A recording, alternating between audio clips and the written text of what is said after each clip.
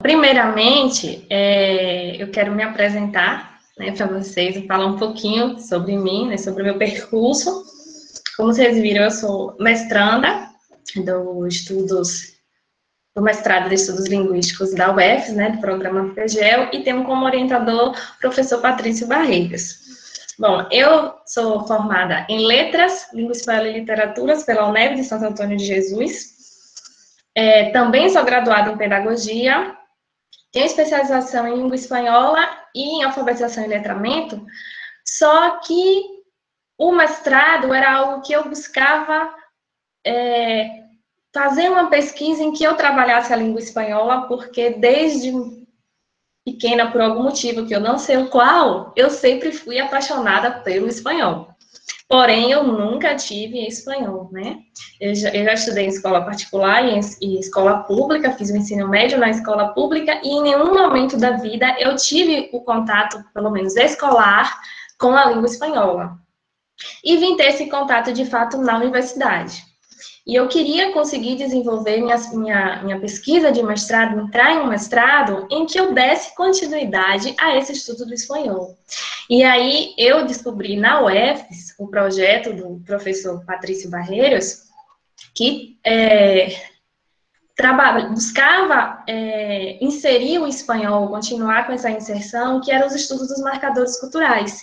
E eu me interessei muito, foi um tema novo para mim, eu ainda não conhecia, embora esteja trabalhando com tradução agora, eu não tive nenhum estudo anterior, né, à tradução, então foi algo muito novo, muito curioso, e que eu fui desenvolvendo, fui buscando os estudos, e a cada dia eu vou me encantando mais.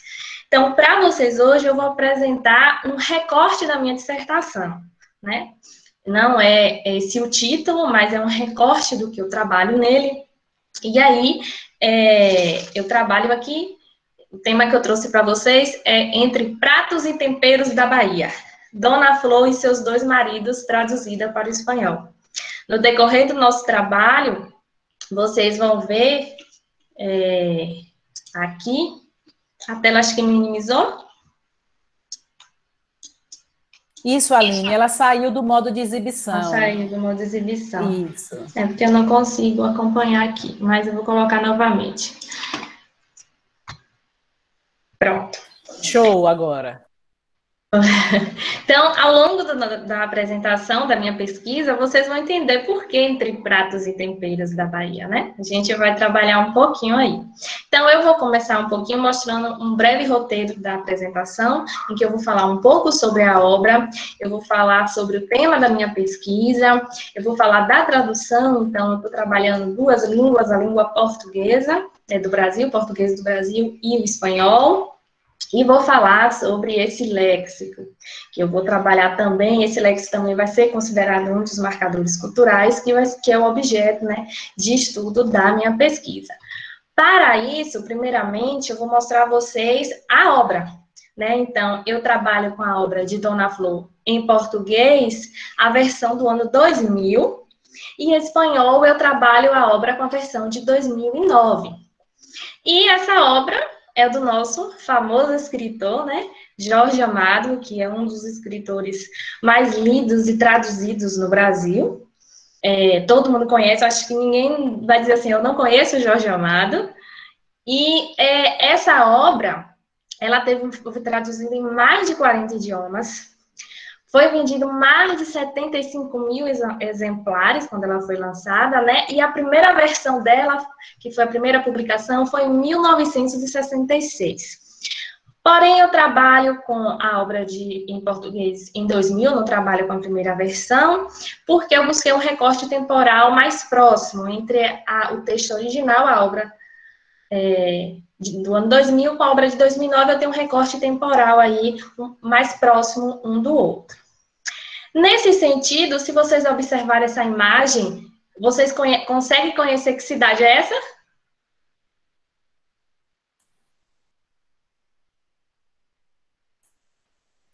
Sim, Salvador, Bahia, não é não? Exatamente, Salvador, Ufa, Bahia. passei da prova. Então, é um local onde passa história. A gente diz que a Bahia é o coração do Brasil.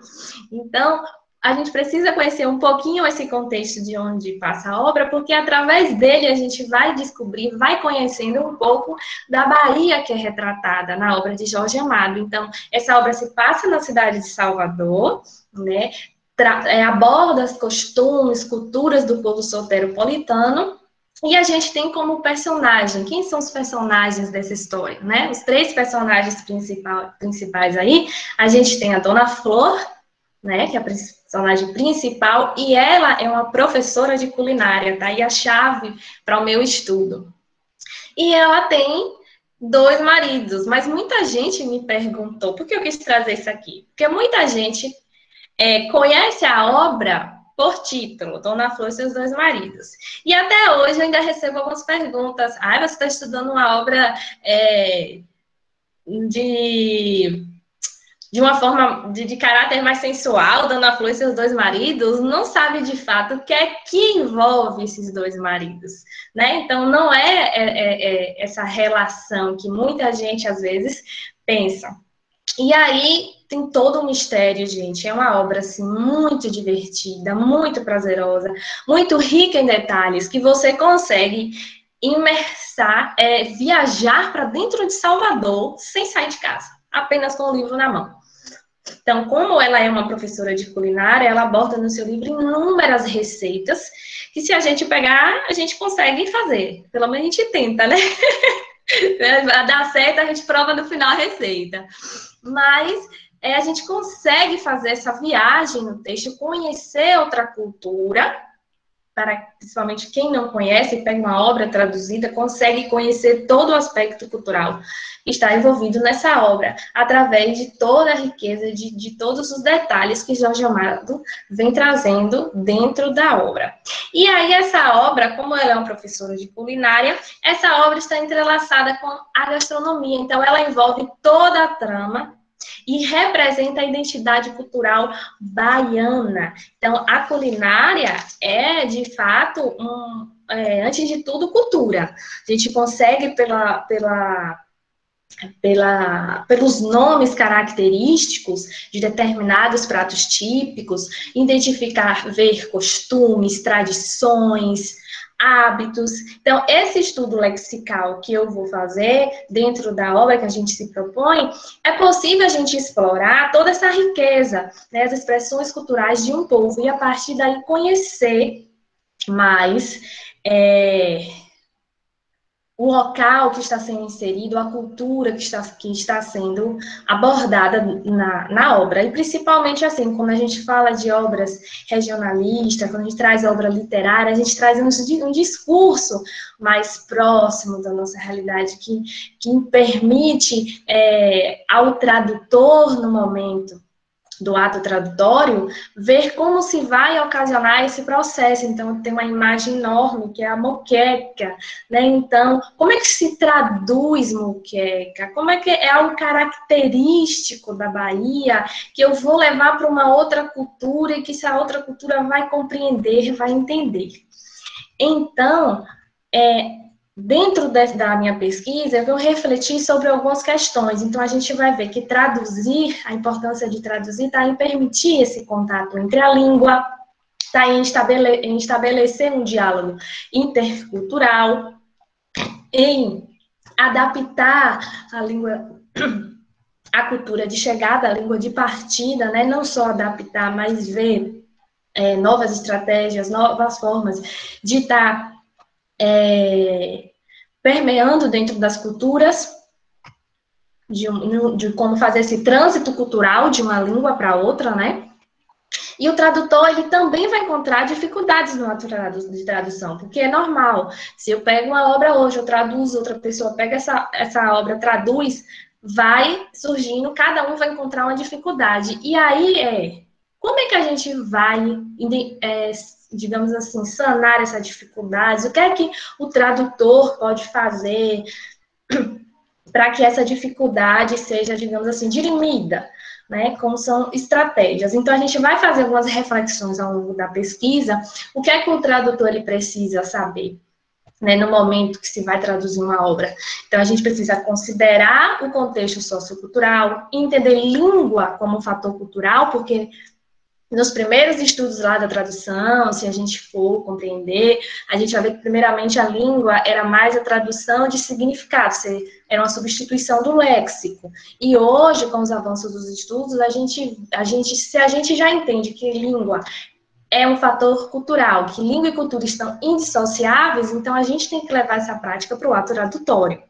E aí eu vou discutir também o papel do tradutor, eu vou mostrar alguns desafios que o tradutor ele encontra, as estratégias que podem ser utilizadas, porque eu vou analisar na obra como se comportam esses marcadores, observar como esses marcadores culturais foram traduzidos, mas também essas estratégias servem para auxiliar, não só analisar o que já foi feito, mas para auxiliar os futuros tradutores, quando, em suas próximas traduções, quando surgirem esses desafios, o que é que pode ser feito no momento. E aí a gente vai ter como base também para isso as modalidades de tradução, que é o que a gente vai compreender. Essa é uma das vertentes dos estudos da tradução. Para compreender esse fenômeno da tradução, a gente vai ter vários estudos, só que eu também trabalho na linha do Albert e trabalho com essas modalidades de tradução. Eu tenho essa teoria para minha pesquisa. E aí, gente, essas palavras, esse léxico gastronômico vai ser entendido e nomeado como lexias culturalmente marcadas, por quê? Porque carregam consigo marcas culturais específicas de uma cultura. E, como, por exemplo, dessas lexias, a gente vai ter o abará, a gente vai ter o acarajé, o arroz de alçar, o beiju, a cachaça, a canjica, o caruru e o dendê. Aqui são alguns exemplos dessas lexias. E nós vamos chamar essas lexias, caracterizar elas, né, de fato, como os nossos marcadores culturais, que são vocábulos e expressões, né, específicas de uma determinada língua, no qual a gente vai encontrar dentro da cultura de um povo. E para fazer essa análise, eu também fiz um recorte dentro dos domínios, mas ao contrário de Aline, que estuda os domínios ideológicos, eu trabalho com os domínios materiais, porque dentro dos marcadores há várias categorias de domínio. O meu refere-se ao domínio material, que são vocábulos que designam os objetos criados e transformados pelo homem, ou seja, pela uma atividade humana. E aí, como compreender um pouquinho mais essa questão? Então, por exemplo, assim, de uma forma bem mais básica, se a gente pensar assim, feijão. O feijão em si próprio, o alimento feijão, antes de cozido, ele não se caracteriza como marcador cultural. Ele é universal, todo mundo, quase em todos os lugares, existe feijão. Feijão é cozinhado, feijão tradicional é cozinhado basicamente da mesma maneira, né? Muda alguns temperos, mas é algo comum. Só que aí tem um segredinho. Quando esse feijão vai se converter naquela feijoada, ele vai já ser considerado um marcador cultural. Ele carrega dentro do nome feijoada, ele carrega marcas, características específicas de uma dada comunidade. Então, todos esses estudos do Lexo, eles não enveredam pelas questões históricas, pelas questões culturais, sociais, tradições, todas essas questões. Então, como pensar que todos esses marcadores podem ser traduzidos? Quando a gente pensa no acarajé, já passa um filme, né? Você lembra acarajé, você lembra Bahia, você lembra Salvador, você lembra as baianas vestidas. Então, como traduzir algo tão característico da cultura baiana para uma outra língua? Se dentro do próprio português do Brasil, algumas regiões não tem como você traduzir você dá uma significação diferente para esse nome. Imagine traduzir para uma outra cultura, se dentro da nossa própria a gente tem grandes variedades, né? Então, eu centro nesse estudo desses marcadores. E daí eu trouxe uma tabela para a gente ver um pouquinho de forma mais prática, né, como é que isso foi percebido dentro da obra. Então, eu tenho um quadro aí, onde eu tenho o primeiro exemplo, o segundo exemplo, eu identifico qual foi a modalidade utilizada, né, qual foi a estratégia de tradução que essas duas tradutoras utilizaram para traduzir, e eu tenho o trecho em português e o trecho em espanhol. Então, no primeiro exemplo, eu tenho aí, né, abará. Então, dentro de várias modalidades que existem, foi identificado que o abará ele pertence a uma modalidade chamada de espelhamento, né, que é quando um termo ou um segmento do texto original, ele recorre no texto traduzido da mesma maneira, não foi modificado. E aí, dentro dessa modalidade, a gente tem o desdobramento de empréstimo. Então, assim, abará passa para é traduzido da mesma maneira, sem tirar nenhum elemento, assim, até como outros têm aí nesse mesmo trecho. Então, no português, a gente vê que aí, um desperdício de comida, ali se exibiam os quitutes baianos, vatapá, efó, abará e caruru. No trecho em espanhol, a gente vai ter, em um desperdício de comida, allí se exhibían los bocaditos baianos, vatapá, efó, abará e caruru. Então, foi feito uma tradução com esses mesmos marcadores culturais. Então, essa foi a estratégia para que talvez a tradutora não achasse que traduzir por outra palavra que não teria essa mesma significação, esse mesmo sentido, essa mesma representatividade cultural, para manter uma aproximação mais próxima do texto. Uma aproximação mais próxima é ótimo, né? Mas para ter uma ideia mais próxima do texto original, se optou como estratégia deixar a palavra da forma original, e para isso ela traz em itálico, demonstrando ali uma marcação específica de que aquela palavra ela pertence a uma outra língua. Um outro exemplo que a gente tem aqui, uma outra estratégia que foi utilizada durante o texto é a literalidade, dentro desse desdobramento de tradução palavra por palavra, né?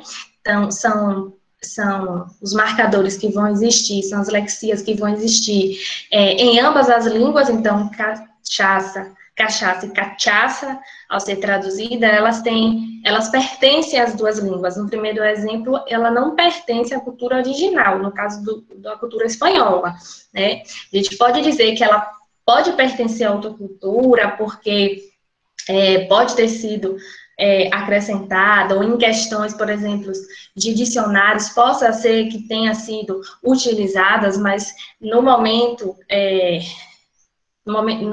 atual, essas lexias elas não estão dicionarizadas. Onde eu analisei no dicionário da Real Academia, elas não estão dicionarizadas. Então, elas não são pertencentes a essa cultura de nenhuma outra forma, digamos assim. Mas a cachaça está presente, só que teve uma tradução, onde teve uma pequena mudança, permaneceu-se, porque para considerar uma tradução, digamos, palavra por palavra, né, eu preciso de alguns requisitos, como o número de palavras iguais, ordem sintática, mesma categoria, gramatical e outros requisitos. Então, foi considerado dessa mesma forma. Então, é interessante, assim, a gente volta lá o tema, né, o título, Entre Pratos e Temperos, através da gastronomia, dessa culinária, dos pratos típicos, a gente consegue conhecer uma história de um país, a gente consegue conhecer tantos aspectos, e além de ser prazeroso a gente estudar esses marcadores no âmbito da culinária, né, traz toda uma diversidade cultural muito grande. Então, aqui foi uma proposta de trazer para vocês, digamos assim, que a gente está falando de comida, uma pequena degustação, né, do que se insere a minha pesquisa, onde eu estou analisando esses marcadores, a outros, por exemplo, a INPIN, quando eles vão traduzir a INPIN, eles utilizam muitas vezes bizcochuelo de mandioca. Então, bizcochuelo de mandioca não é a mesma coisa que a INPIN. Então, será que nesse momento a gente perde algumas características? Será que há outro sentido? Perpassa por outros aspectos culturais? O que é que fez com que o tradutor ele optasse por essa estratégia? Não que estou dizendo que é errado ou não, mas são formas, são estratégias que são utilizadas diante dos desafios. Então, provavelmente, ela não encontrou nada que ficasse semelhante, que tivesse esse sentido, essa representatividade, então surgiu a necessidade de fazer uma substituição que para ela foi interessante naquele momento em que o texto foi traduzido, porque isso tudo também precisa ser levado em consideração, o período em que o texto foi traduzido e tal. Então, aqui para vocês, eu dou um adiós, hasta la próxima, e assim eu finalizo a minha apresentação. Obrigada.